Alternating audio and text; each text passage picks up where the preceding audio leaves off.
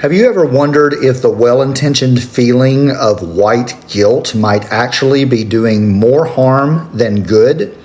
White guilt refers to the feeling of shame or responsibility that some white individuals experience as a result of their perceived role in historical and ongoing racial injustices.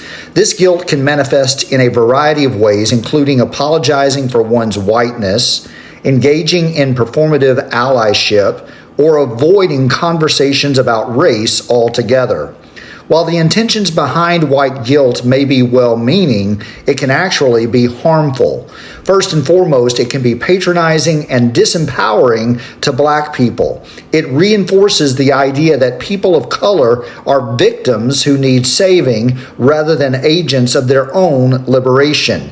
It also focuses on the idea that white people commit individual acts of racism rather than acknowledging that racism is a systemic issue that all of us need to work to dismantle. Now, have you ever wondered, despite all the progress, Black people are still fighting the same battles their ancestors fought?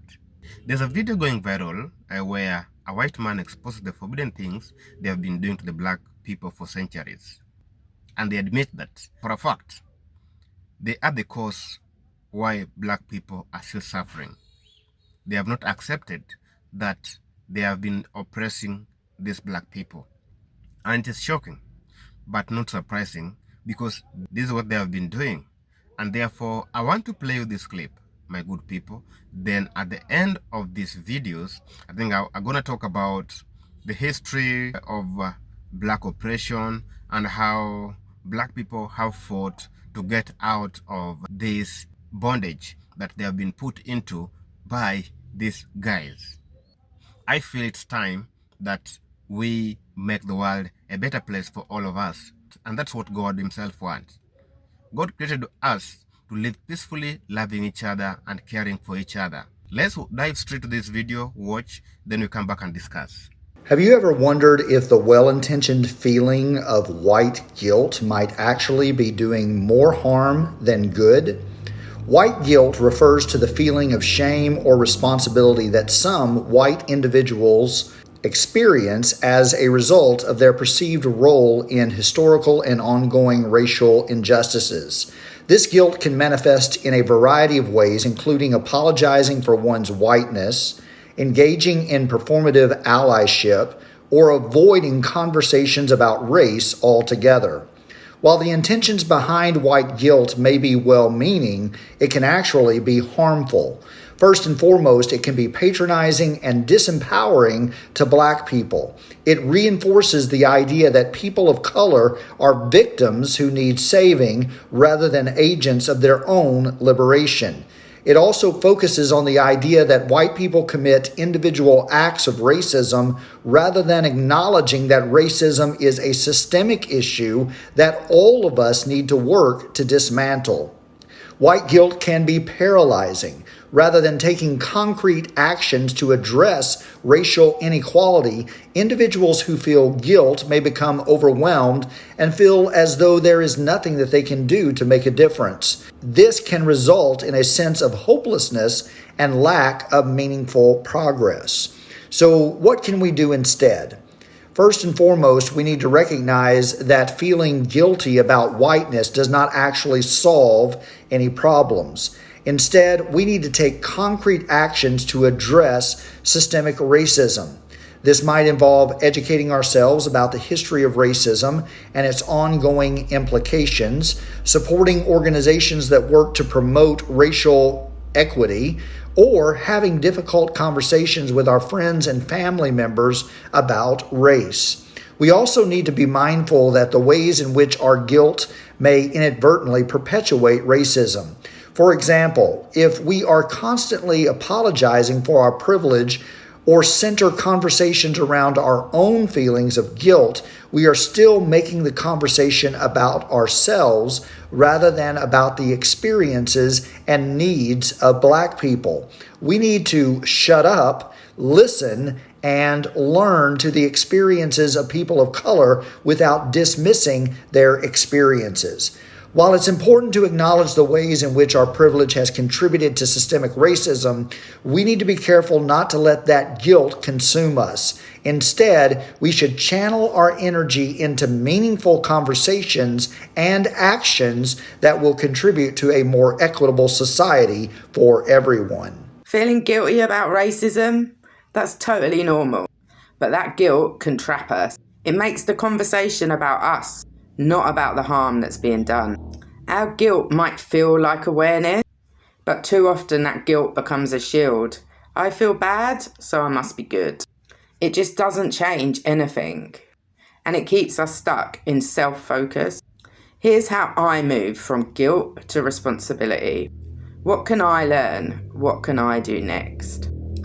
Guilt just centers our feelings, whereas accountability shifts our actions. I'm the anti-racist mum, and I teach white people how we can do better. If you're ready to become proactively anti-racist, click the link in my bio for resources and ways I can support you on this journey. And my next video will be all about how we can use our privilege for good and change. This morning I'm very much bothered, and I think by the end of this video y'all gonna be bothered too. Last night I watched a TikTok, and there was this young man, and he said he went into a restaurant and there was an older white man celebrating his birthday with his family, 96 or something like that. And he said that, you know, he congratulated him, happy birthday and all that. And then the white man started to talk to him. And he said there's so many things in his life he regrets. And he began to tell him about how he was a firefighter, you know, when he was working. And he said that back in the 60s and 70s, times were different. And he said it was very common practice, him included, he admitted to this, that there would be burning buildings, burning cars, or burning structures where black people were in there, and they would pretend like they didn't hear their screams and not save them on purpose. And he said, you know, the last time that he did it, he went into a building to go get a baby, a black baby. And he went in, he heard the baby screaming and crying, and he just stood there and came out and said, oh, I couldn't save him. And the young man said, you know, for a second, I wanted to pull the plug on his old behind, right? But then he came back and said, wait, of course they did. Of course they did. And it wasn't just him. This was the whole police department for years and years and years. Not just him, but everybody else in the police department. I mean, in the fire department. But like I was saying, he said, of course they did. They all hate us. It don't matter what field they're in. He was like, I knew police, you know, people at the job, in every other area and sector, and in the hospitals. He's like, but you would never think that another human being would let another human being burn to death, hear their screams, and just stand there and let them die. But of course they did. And I don't know if this was this old man's way of kind of like apologizing or coming clean about it to make him feel better. But let me tell y'all something. That made me so, that made me so sick. But I'm not surprised. When there's a group of people that used to have barbecues, cookouts over a hanging families, they would have families of hanging people, black people, and have a barbecue up under their bodies. Kids running around playing, smiling. How could you expect anything more from that? How could you? There's a lack of empathy that just blows my mind. And nobody gets away with anything. So when you see these older people walking around and it's because of all that demonic evil sin that they've done to us in particular in their day. And if anybody knows me, you know that I don't care what color, I really don't. But I'm not going to be shamed into being quiet about the things that have been done against us from a certain group of people. I'm not going to be shamed into being quiet about it. Okay? And they're going to pay for that. They're going to have to answer to God for that. The same way we had to answer, the same way we getting punished, and the same way all this stuff, the oppression, the slavery, all that has happened to us because of what our forefathers did, they're going to pay for it. And I think they're starting to realize that, because what's happening is, what I'm noticing is, they're splitting into two. There's one sect of people that realize that, it's coming down, and I think we're in trouble here. Let me try to smooth this over. Hey, let me be nice to them. Let me not discriminate against them. Let me try to get this hate out of my heart against them. And then there's another group of people that knows what's coming, and they say, let me squeeze tighter. Let me do a little bit more, because they're getting out of control. My first thought, and in the comments, I just laughed this off, because affluent, not exactly. But then it occurred to me, maybe we have different definitions of what affluent is. I live in 1,100 square feet up in the air, up on the 7th floor in the suburbs of DC. I'm in Arlington, Virginia, and I'm a public school counselor. I don't make horrible money. I'm happy with the money that I make, but I wouldn't call myself affluent. I have a privileged life. There's nothing I really want or need that I don't have. I'm a little nervous about having to pay for college in a couple years for my almost 15-year-old, but I'm not affluent. Unless I am, and maybe all those things make me affluent, in which case I will hold my head a little bit higher when I walk through the Harris Teeter, because I am affluent. But I think of affluent people as being people with money to spare, stupid money. But that's just me. You might have a different opinion. So what is affluent to y'all? I have accidentally befriended people, white people, who are racist against black people, but not racist against me because I'm Hispanic. And I just want to explain why I think they're like that. I know that it's obviously not every white person is racist, you guys, but sadly, here in Texas, I have met people who, once I start hanging out with them and they get comfortable with me, they do say racist things, or things that are just not okay directed towards black people, but they're completely fine with me being Hispanic. A lot of times these are people who, maybe I meet them at work and they hear me translating for like a customer or someone who doesn't speak English, and so they know I speak Spanish, and they find out that I'm Hispanic and everything's fine, and I'm like, oh, like this person is like fun to hang out with. But like I said, they get comfortable with me and then they start saying racist shit. I think the reason they do this is because they romanticize Hispanic culture. So, because me specifically, you guys, I'm Puerto Rican. My mom was born and raised in Puerto Rico. She lived there like the first 20 years of her life until she moved away. And I think they romanticize that specifically because when they think of Puerto Rico, they're like, oh, the beaches, like maybe I should go there next summer on vacation. They think of like West Side Story. They're thinking about like the arroz con habichuelas and the sorullos and the flan and like Prince Royce, Bad Bunny. They're thinking about how, oh, the women are so beautiful, the language is so romantic. It's almost like there's this mystery around it because they don't really know that much. And they're like, oh, like I love Latinos, like I love the culture. And so it's something that they can easily romanticize because there's a lot of things that they like, and it seems almost like this distant, like, oh, Puerto Rico's another country. Even though Puerto Rico is part of the United States, you guys, there are some white people that don't even freaking know that. Like, I remember a few years ago, I was in San Juan because I was visiting my family over there, and I was walking around, and I heard this white lady on the phone, and she was like, I can't talk right now, I'm in another country. And I think I've mentioned this before, but I just can't forget that because she was like older. And I remember turning my head and I was like, girl, like, because like I said, I think some people, they see it as like vacation destination, it's another country. And I also think that these white people that I've known in my life, who end up being racist towards black people, I think they like me because I'm so freaking pale, dude. And so they're like, oh, Kayla's one of us, but she's like kind of spicy. They kind of still see me as one of them. But the thing is, like, if you're going to be racist, just be racist towards everybody. You know, it doesn't make sense to me why you're picking and choosing who you're going to be racist against. And I think the reason that they are comfortable being racist towards black people is because, you know, we see black people everywhere here in the United States. And because of the slave trade, a lot of y'all don't know, you know, specifically where your family is from, or, you know, where you're from. You just are like, well, we're just from the United States because, sadly, because of all the horrible things that happen.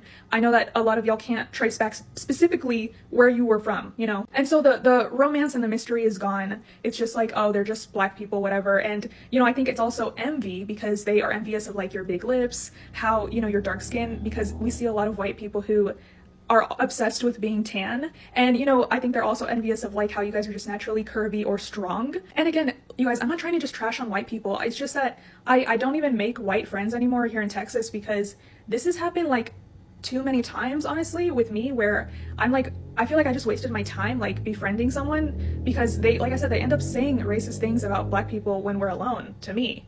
And I'm like, dude, if you say that about black people, what do you say when I'm not around? You know, because you know that I'm Hispanic. So for example, with all the things happening with ICE, I'm like, when I'm not there, would you say, oh, they deserve it? Oh, I trust the government. Oh, well, they're probably criminals. Like, what do you say about us when I'm not there? Like, if you're okay being racist towards one group of people, I mean, I have to assume that you're being racist towards me when the time comes or when I'm not there. And, you know, I know this is like a huge rant, and I'm not trying to be mean or like be like, I hate white people, but this is literally something that has happened over the course of a couple years, you guys, that it's the same thing happening with me, you know, and I'm just like that, you know, that I've noticed from white people that I will befriend. And that's why I think they do it, because for a long time I didn't get it. I was like, why are you acting like that? And then I was like, oh, okay. You know, I started to connect the dots, but, you know, like I said, it's not okay, dude. Like, just don't be racist towards any group of people. You can't pick and choose who you like. Like, that doesn't make sense. I don't feel any white guilt. I don't feel any guilt, hereditary guilt. I feel guilt for things I've done in my own life that have been wrong. I feel guilt sometimes for my actions towards other people, which are not as generous as they could have been. I feel guilt about my own life. I feel no hereditary guilt, and nobody else should either. Nobody else should either. You are not guilty because you are born white any more than you are guilty because you are born black. It is a totally neutral thing. It is the place that you start from. Nothing is built into it. So what had happened is that too few people have been willing in recent years to say what I just said, which is a straightforward thing. No, there is no such thing as white guilt. We will not have you pretending that there is. We will not have you pretending that there are. What's the latest pathologizing terms? We've had white tears. We've had white women's tears. We've had missing white woman syndrome given to us by MSNBC when a woman was killed by her boyfriend, both of them white, and this unbelievable racist huckster in America said this is missing white woman syndrome. That people actually just you know, are kind of against people being murdered by their boyfriends. They don't like it. This isn't some fringe movement.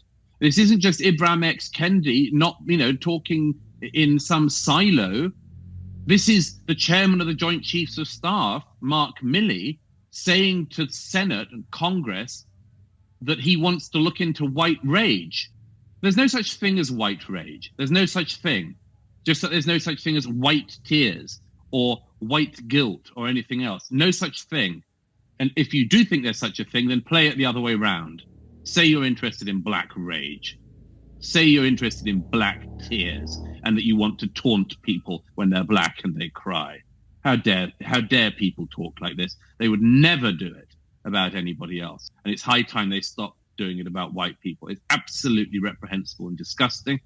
One thing I'm not about to do is give money to a homeless white man. Out of all the privileges that white men have in this country, you find yourself unhoused, homeless, jobless, in the middle of the road, begging for money with a sign that says, "Help, please." Make it make sense. I can't do it. Nah. And furthermore, I start to go down the rabbit hole that if this white man cleaned himself up, got his hair cut, he could get a job quicker than a black man, a black woman that have been working their whole life in college, saving money, and pull himself up the ranks further than we could. Just because he's a white man. And what you do with your privilege, unearned privilege, you waste it. Child, you can't get none of my money. I'm sorry. And I know some of y'all might be like, that ain't right. I can't do it. I can't do it. And my experience with students where they're, that they might feel guilty because they're privileged, they experience racial privilege, right? I have been teaching this for like years. I think I've had 3 issues, right, over 25 years, right? And so my experience with privileged students is that they feel more grounded, right? They feel, right, because racism is not just bad for people of color, it's bad for white people too, right? They're being hoodwinked too. Now, guys, welcome back. After watching this video, first, they tell us that slavery ended. But what they don't say is that slavery evolved. It has changed the position. Slavery has only changed the position. They removed the chains from our hands and put the chains in our minds. So we are enslaved in the mind, but not physically. The system never stopped oppressing us. It only changed its clothes. From the plantation to the prison system, from chains to laws designed to trap the black people, oppression was rebranded to look legal. It also has laws. So we have been enslaved, but we don't know. We have been enslaved, but we can't tell. We've been enslaved, but we can't accept that. So number 2, education and information control. They kept black people from reading and writing because knowledge is power. Even today, look at how history books erase or water down the truth about slavery and resistance. If you control education, you control a generation, you control people. And this is what they are doing. They even control our food, meaning they control our generation. Then we have got economic struggling. They burned down thriving black communities, the Tulsa, Rosewood, Wilmington, because they knew wealth was freedom. Generational wealth was freedom. And now, job discrimination and unequal pay keep many black families locked out of real generational wealth. Divide and conquer. This is a very, very powerful tool. In Africa, we have got borders in our countries. But they are not physical. If you go there, you'll not see a borderline drawn or a wall built. But we only believe that the border of Kenya and Uganda is this. It's just imagination. They have divided us. Now they have conquered us. Look at what's happening in South Africa right now. So South Africans are chasing away the Nigerians. They are chasing away the Zimbabweans. They are true brothers and sisters. Just in the name that these people are foreigners. So you see, they have divided us. We now fight amongst ourselves. We now fight with each other. Another forbidden truth. They pit black people against each other. Colorism, classism, even media stereotypes that glorify violence while demonizing progress. It's all designed to keep unity from forming. See how Africans look at black people in America. That is dividing. So when they come here, we see them as foreigners, not as our fellow brothers and sisters, but as foreigners. Number 5 is systemic policing. From slave patrols to mass incarceration, it's the same system with a new name. They criminalize our existence to justify keeping us under watch, under control, and under fear. Another point is the psychological warfare. This is the darkest trick. Making black people believe they are less. Because I am black, I'm not worthy. Because I'm black, I don't qualify. Because I'm black, I'm not worthy to be where white people are. Because I'm black. Media, beauty standards, workplace biases, everything designed to whisper, you are not good enough. That's how oppression survives. When the oppressed start doubting themselves. We go for bleaching agents, and they do say that mkosamila ni mtumwa. Mkosamila means if you don't know your true culture, you don't understand yourself, you are still a slave. Then last but not least, as I conclude, call to action. As black people, we need to figure out a call to action, do some wake-up calls to our fellow black people. They are capable. We should free ourselves from this bondage of slavery, the way China did. China erased all forms of slavery in their country. If Africa can follow that, I believe that we can be free. But the problem is our leaders. That's the big problem that we have in Africa. Our corrupt leaders. They are ready to sell us. They are ready to sell our well-being, to sell our peace, to sell everything that we have as black people, only to buy slavery. So when these people speak out, it's not forbidden because we have been living in it. The truth is, oppression has been carefully updated to survive each new century. But here is what they fear the most. Black unity. They fear to see black people united, black people peaceful. They fear to see black people smiling. They fear to see black people progressing. That is the biggest fear that white people have. Now, good people, talk to me in the comment section what you think. And of course, if you're watching me for the first time, please follow us, subscribe, and also like our videos, share. Please support us. This is your guy Fred from the motherland, and guys, we welcome you home. We love you, and guys, come and invest in Africa.